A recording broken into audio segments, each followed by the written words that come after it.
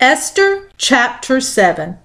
So the king and Haman went in to feast with Queen Esther. And on the second day, as they were drinking wine after the feast, the king again said to Esther, "What is your wish, Queen Esther? It shall be granted you. And what is your request? Even to the half of my kingdom it shall be fulfilled."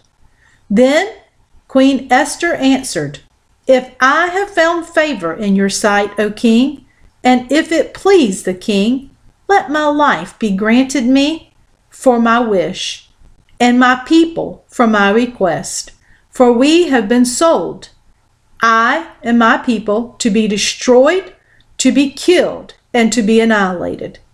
If we had been sold merely as slaves, men and women, I would have been silent, for our affliction is not to be compared with the loss to the king."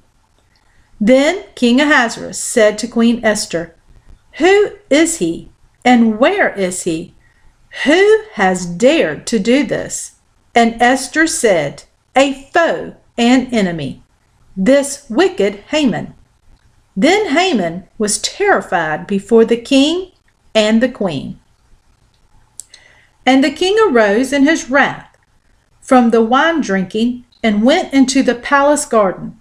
But Haman stayed to beg for his life from Queen Esther, for he saw that harm was determined against him by the king.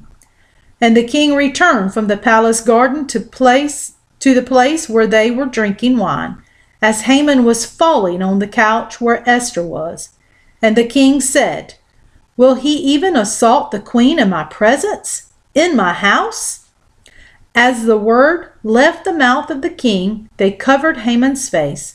Then Harbona, one of the eunuchs in attendance on the king, said, "Moreover, the gallows that Haman has prepared for Mordecai, whose word saved the king, is standing at Haman's house, 50 cubits high."